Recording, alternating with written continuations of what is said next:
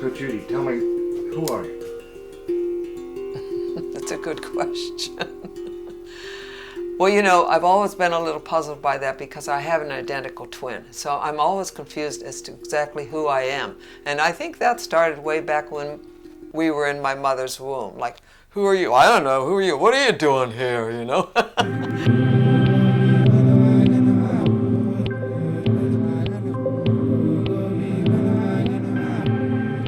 Identical twin, the last of a family of 5. My mother gave birth to us when we were 42.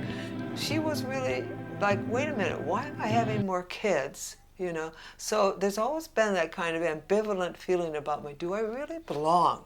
You know, and I think some people really feel the solidity of really belonging, but I kind of like was born with that uneasiness, which I think is a good thing in a way.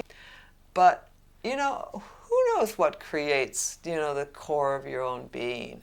You know, all of a sudden, my dad realized that he needed some help. He'd bought this great big huge farm, and he looked around for people who were going to help him, the kids who were going to help him run it. And my sister was she was into college. My brothers were off into college.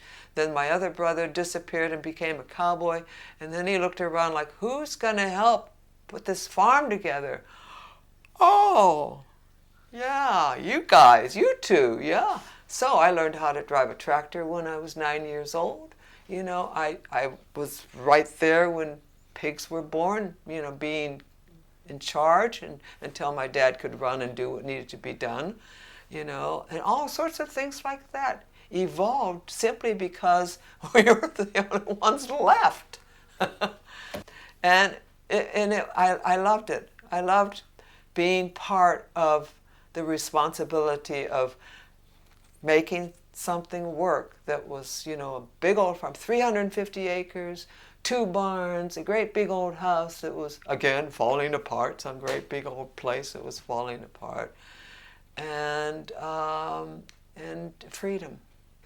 And always there were lakes. Always there was some place that the light, you know, just drew me, you know, with northern lights, you know, the light off Lake Superior.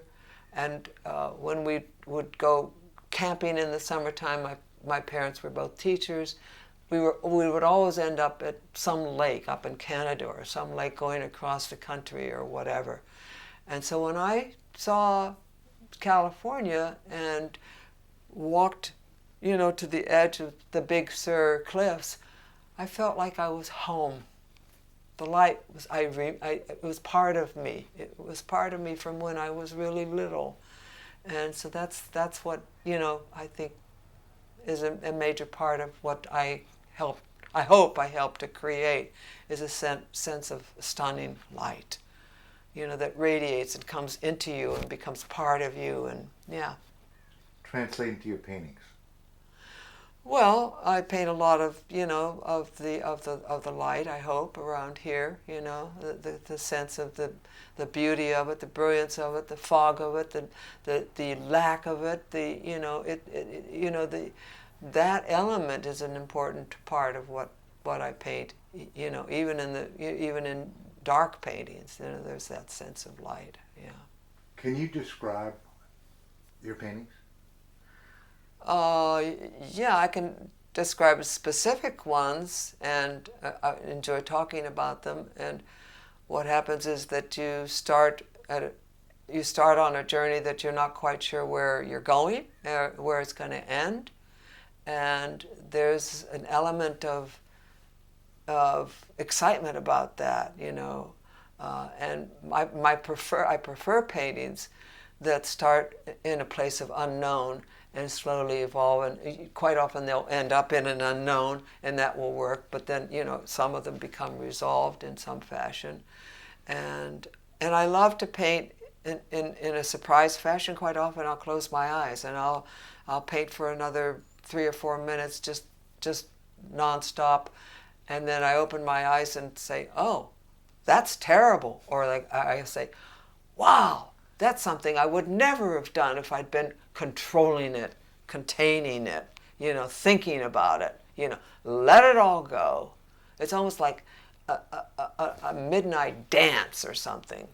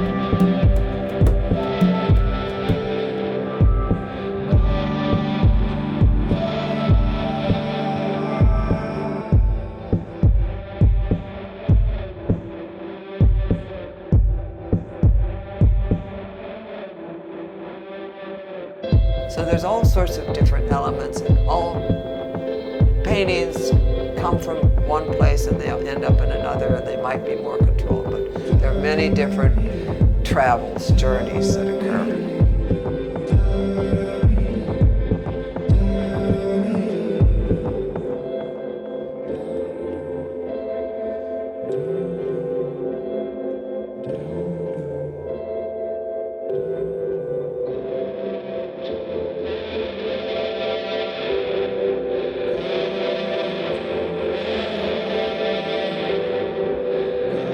That I just really liked the free-flowing feeling of it as it was, and I just left it.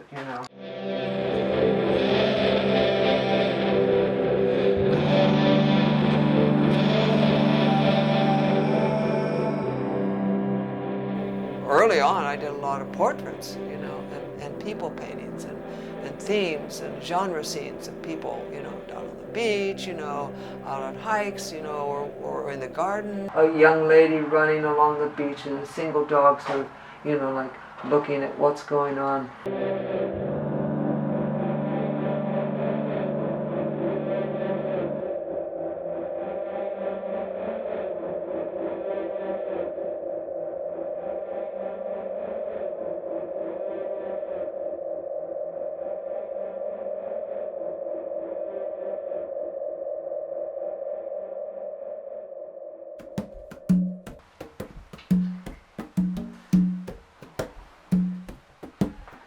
People just hanging out on the beach. I hope it's beginning to look like how it's supposed to look. Wind blowing. Figures hunkered under an umbrella. Chaotic. And here's another figure coming in, just a touch of a figure. This whole thing, hopefully, will be part of a painting of the beach. You probably won't see the drawing underneath, so it'll just suddenly appear.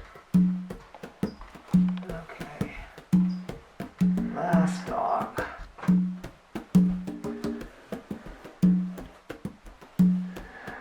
Living hand, arch.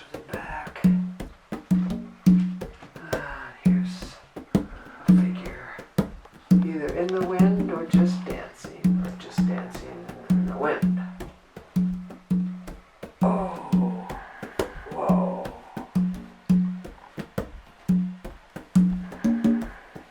Dog. Tail wagging, romping and stomping, hopefully.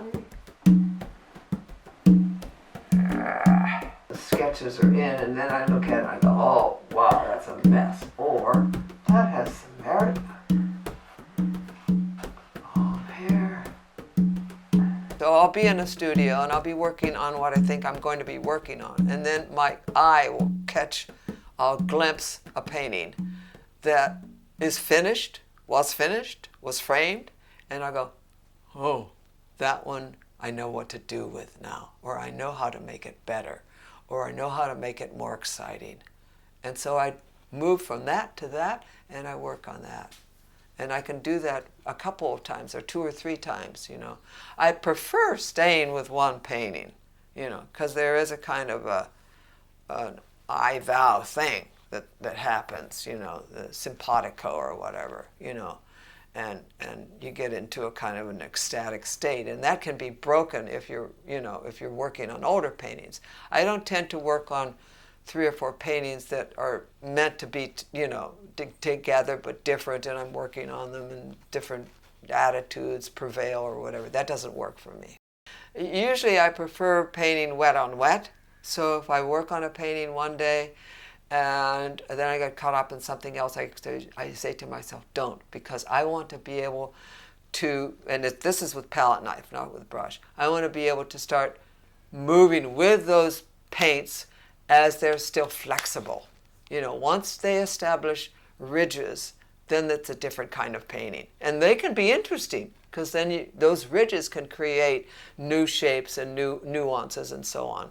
But ordinarily I prefer wet on wet, because you know you can really fluctuate, you know, and you're not surprised quite as often, because if there's a sudden ridge that's created that's hard because of time, you know, then the whole composition takes on a different visual image or presence, or you know, whatever. Yeah. And then, you know, I'll think, well, I'm not really seeing this as from a distance. I've got to see what's going on with it. So I'll take it into another room and give it some distance and walk away from it, turn around and look at it. That first look, you know, tells me a lot. Is this really saying something to me that excites me? Is this what I really want to convey? Are those colors kind of like jiving, or, you know, which is what you'd like to have them do, you know? And then sometimes you turn around and look at it and go, oh my God, what a mess. Or sometimes you look at it and go, wow, I really like that. I'm leaving it. But I think there's the visionary in all of us that sees the universe. You know, there's a part of all of us that's part of that profound explosion. And that's unique and incredible, and it's not necessarily confined to just this space, though it's all present in this space, you know, in many ways. But it expands where you